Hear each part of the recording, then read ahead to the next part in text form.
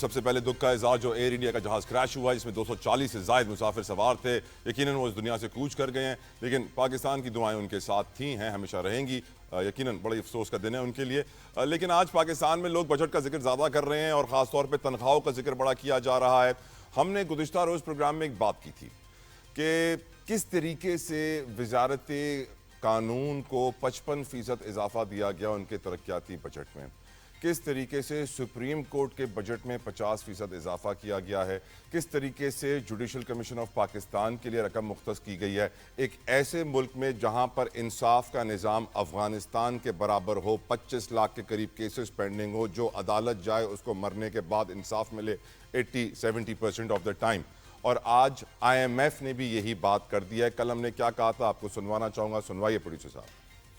Judicial commission کے لیے 50 کروڑ روپے رکھے گئے ہیں اور وزارت قانون و انصاف کے ترقیاتی بجٹ میں 55% اضافہ 191 کروڑ 24 لاکھ رکھے گئے ہیں۔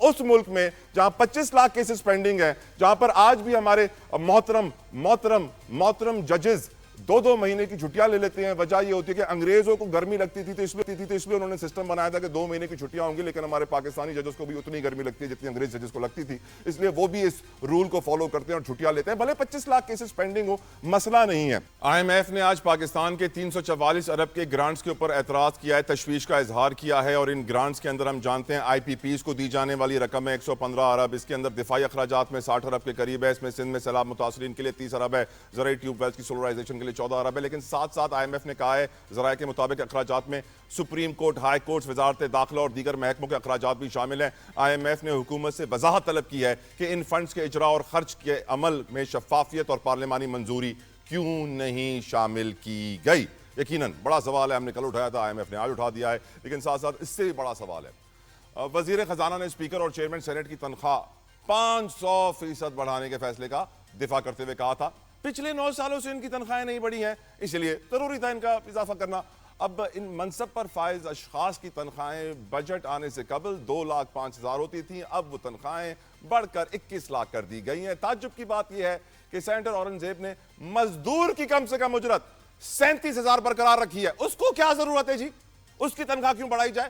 37,000 تو بہت ہوتے ہیں گھر کا گزارا کرنے کے لیے۔ وہ سمجھتے ہیں کہ واضح طور پہ انہوں نے کہہ دیا کہ 37,000 میں ایک عام آدمی کا گزارا آسانی سے ہو سکتا ہے۔ I challenge you، میں یہ دعویٰ کرتا ہوں کہ کوئی بھی سیاستدان آج ہمارے ایوان سے اٹھ کر آ جائے اور 37,000 میں زندگی گزار کے دکھا دے، جو وہ کہیں گے میں کرنے کو تیار ہوتا ہوں۔ سوال تو یہ پیدا ہوتا ہے کہ ماہانہ 37,000 کمانے والا شخص کیسے اپنا گھر چلا سکتا ہے، اور اگر وہ کرائے کے گھر پہ رہتا ہے تو اس کی ساری تنخواہ چلی جاتی ہے صرف گھر کے کرائے پہ، بجلی کے بل پہ، گیس کے بل پہ، پانی کے بل پہ، اور اگر وہ اس کو راشن کے پیسے بچ جائیں تو وہ اپنے آپ کو خوش قسمت سمجھے۔ یقیناً ایک بہت بڑا سوال ہے۔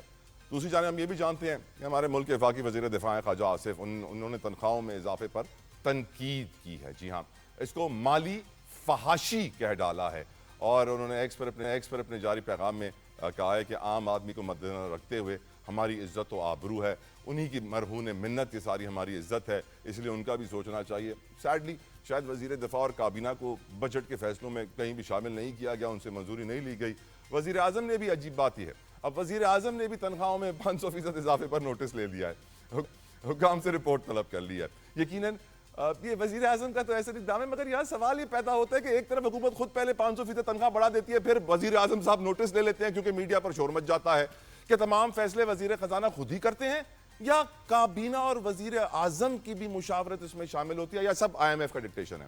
ذرائع کا یہ بھی کہنا ہے کہ اسپیکر اور چیئرمین سینیٹ نے خود ساختہ طور پر اپنی تنخواہوں میں اضافہ کیا ہے، خود انہوں نے کہا ہے کہ اضافہ ہونا چاہیے۔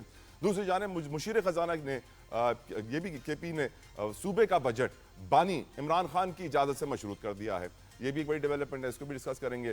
اور آگے چل کے ہم آج فری لانسرز ایسوسیشنز کے بھی کچھ ریپرزنٹیٹیوز ہیں، وہ ہمارے شو کا حصہ بنیں گے، ہم ان سے بات کریں گے کیونکہ آئی ٹی سیکٹر ہم جانتے ہیں ای کامرس سے متاثر ہو رہا ہے، 18% جی ایس ٹی سیلز ٹیکس لگا دیا گیا ان کے اوپر، اور جو فری لانسرز ہیں وہ بھی کافی پریشان ہیں، اس پر ہی بات ہوگی۔ اور آج ایک بڑا دن بھی ہے، ہم یہ جانتے ہیں کہ آج بچوں سے مشقت کے خاتمے کا عالمی دن منایا جا رہا ہے دنیا بھر میں، اور اعداد و شمار کے مطابق پاکستان میں اس وقت کیونکہ غربت کی لکیر سے نیچے ہی 10-11 کروڑ لوگ آ چکے ہیں، تو یہ جو بچے مشقت کرتے ہیں ان کی تعداد بھی اس وقت 1 کروڑ 40 لاکھ سے زائد ہے پاکستان میں۔ آج public accounts committee Sindh assembly میں جو میٹنگ ہوئی اس میں معلوم پڑا کہ سندھ کی 80% جو صنعتیں ہیں وہاں پہ جو لوگ کام کرتے ہیں وہاں پر ان کو منیمم ویج 37,000 روپے بھی نہیں ملتی. ایک طرف ہم دیکھ رہے ہیں کہ بچوں سے مشقت کا عالمی دینا ہے, اور آج میں یہ آواز اٹھاؤں گا اپنے شو کے ذریعے کہ جو منیمم ویج ہے اس کو بڑھایا جائے, اور بڑھانے کا فائدہ کیا اگر اس پہ عمل نہ ہو. گفتگو کا آغاز کریں گے وداؤٹ اینی فردر ڈیلے. اپنے مہمانوں کو مزید کروا سکتا میں ویلکم کرنا چاہوں گا میرے سینئر جرنلسٹ ہیں, سینئر اینکر ہیں ضمیر حیدر صاحب. بہت شکریہ Zameer sahab for your precious time, really honour to have you on the show. Naeem Qureshi sahab senior analyst ہیں. قریشی صاحب بہت شکریہ, آپ کی قیمتی وقت کے لیے جزاک اللہ خیر.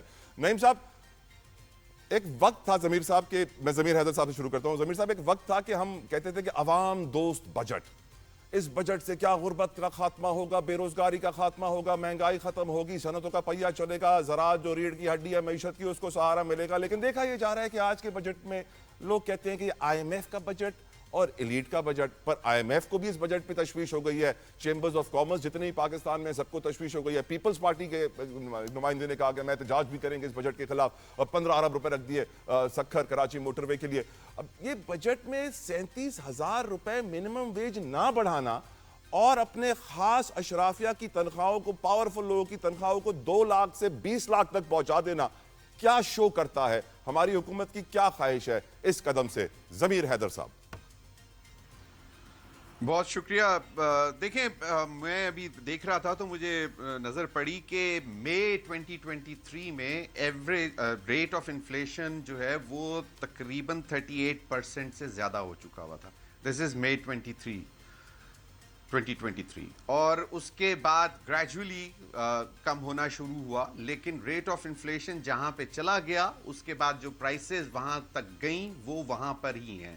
بہت کم اشیاء کی پرائسز جو ہیں وہ نیچے آئی ہیں. میں یہ اس لیے بات کر رہا ہوں کہ منیمم ویج جو کہ 35,000 رکھی تھی, ابھی جب ان سے وزیر خزانہ صاحب سے کہا تو انہوں نے کہا کہ جی انڈسٹریلسٹ اور جو ہمارا جو بزنس کمیونٹی ہے انہوں نے اس پر اعتراض اٹھایا کہ جی منیمم ویج نہ بڑھائیں. وہ ٹیکس دینے کو تیار نہیں ہے, جو ان سے ٹیکس مانگا جاتا ہے وہ ٹیکس دینے کو تیار نہیں ہے. وہ منیمم ویج سے زیادہ جو انکم ٹیکس آفیسر ان کے پاس آتا ہے اس کو لاکھوں روپے رشوت دے دیں گے لیکن ٹیکس نہیں پے کریں گے. لیکن مزدور کی تنخواہ وہ 35 سے 37,000 روپے نہیں ہونے دیں گے. آپ کی حکومت میں جو پارلیمنٹ میں اس وقت سب سے بڑی انڈسٹری پارلیمنٹ ہے جس کو سب سے زیادہ مراد دی جا رہی ہیں. پہلے پارلیمنٹیرینز کی سیلریز بڑھائی گئیں, پھر ministers, S A P Ms, پھر چیئرمین سینٹ اور اسپیکر نیشنل اسمبلی, اور ان کی بھی تنخواہیں اب آپ کو معلوم ہے. ٹھیک ہے, اب اعتراضات آ رہے ہیں, اب دیکھتے ہیں کہ کیا ہوتا ہے, کہ کیا یہ ڈیسیژن واپس ہوتا ہے کہ نہیں ہوتا. لیکن میں نے تو آج تک یہ دیکھا نہیں ہے, کیونکہ اگر وزیر خزانہ صاحب یہ کہہ دیتے کہ جی ہم اس پہ غور کریں گے, دیکھیں گے, تو پھر تو سمجھ آتی ہے. لیکن مجھے نہیں لگتا کہ اس طرف شاید یقین آ رہا ہے, پروٹیسٹ آ رہا ہے. آپ اس کو فائنینشیل جو بھی خواجہ آصف صاحب نے بولا ہے وہ بھی آپ کہہ دیں. But the fact of the matter is کہ بھائی جو مزدور ہے کیا وہ انسان نہیں ہے؟ آپ نے بالکل صحیح پوائنٹ آؤٹ کیا کہ اگر 35,000 ایوریج سیلری رکھی جائے ہر ایک کی پارلیمنٹیرینز کی, اور ان کو کہا جائے کہ جی آپ کے فائنانس منسٹر کہتے ہیں اچھا خاصا گزارا ہوتا ہے تو ذرا بسم اللہ کریں, گزارا کریں,